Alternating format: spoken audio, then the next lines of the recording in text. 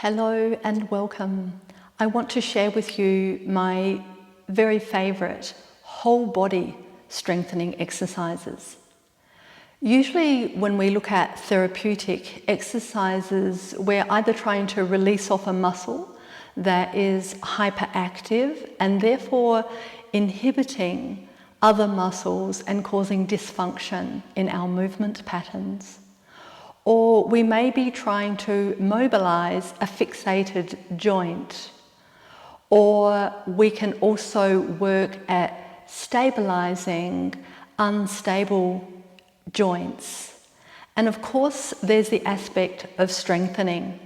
Preferably, we have our stability and our mobility intact and balanced before we even attempt to strengthen, because our nervous system is hardwired in such a way that your body actually won't allow you to build strength and develop power if you have an issue of instability.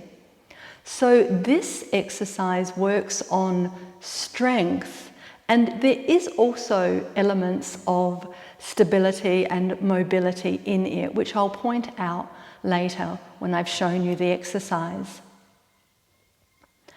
When I look at the body functionally, I look that we have an intrinsic core, which is a group of muscles that are driven very much by our diaphragm muscle, that function of breathing. But we also have other muscles which are also involved in stability, and I call this our expanded core, or sometimes referred to as the extrinsic core. And so these muscles link into that intrinsic core and play a vital role in our general stability. And in this exercise, we're going to really look at strengthening that connection. So I call this shoulder stand, or Savangasana, in reverse.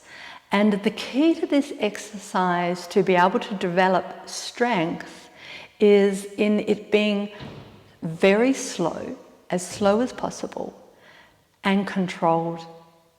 So let me show you the exercise, and then we can talk about it further as to what we're engaging and how it works.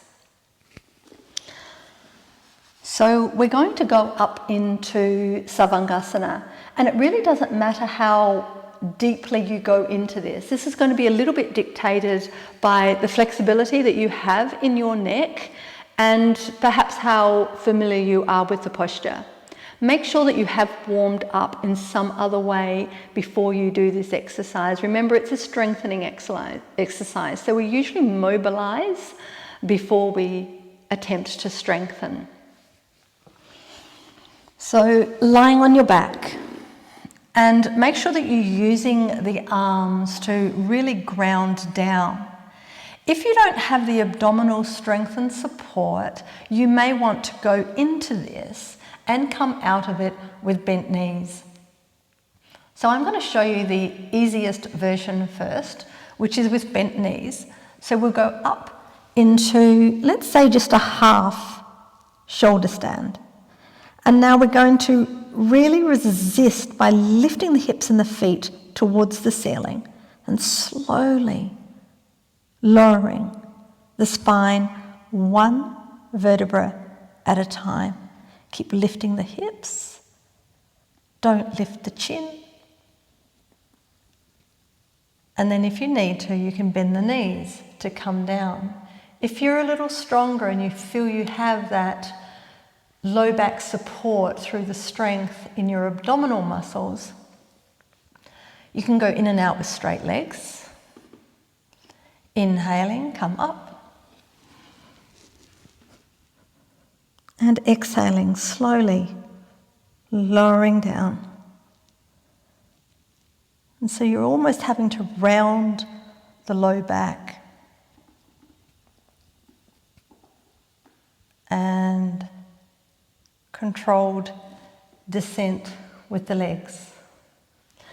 So let's just have a look at what we're doing before I explain how you could make this a little more challenging if you have the strength and the stability to do that.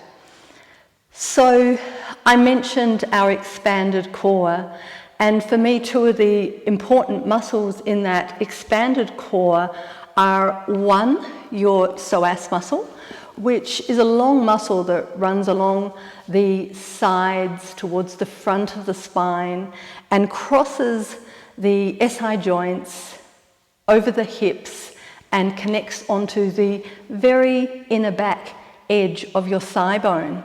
So this muscle can round the low back, can also extend the low back, and what we're doing in this is, because we're working against gravity, we're having to slowly round the low back towards the floor using the psoas. Now the psoas is really important because, for many reasons, but one reason is that it's the only muscle that connects our legs to our spine directly.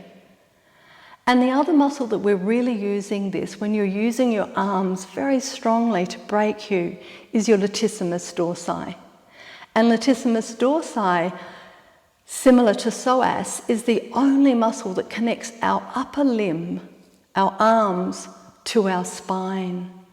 So these are very important muscles in order to integrate our limbs into our central axis, which the spine is very much the core of.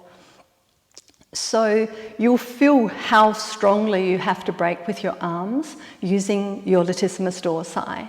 And as well as using the psoas to slowly come down, we're having to really strongly use all of the layers of the abdominal muscles. And we know that that transverse abdominis is part of that intrinsic core, but the other layers of abdominals are also an important part of our expanded core. We're also, of course, using all of the spinal muscles, which includes the deep stabilizing muscles, as well as the more superficial muscles that enable us to do all the movements that we're able to do with our spine. So a really comprehensive, beautiful strengthening exercise. And the beauty of it also is that you can vary it to your current level of strength or the strength that you build up. And so the way to make it more challenging is to simply try to keep the feet above the hips. So if this is my feet and this is my hips as I'm descending, try to remain as upright as you can.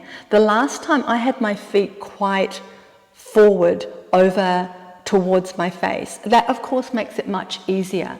When you're in this position, you've got more weight on your whole trunk that you're having to lower down.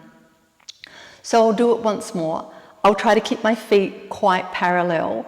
I'm not perfect. I can't keep them perfectly above my hips, but this is a great way to help to develop that strength. So just once more.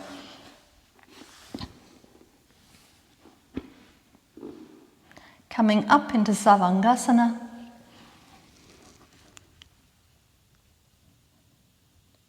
And remembering that slow control is the key.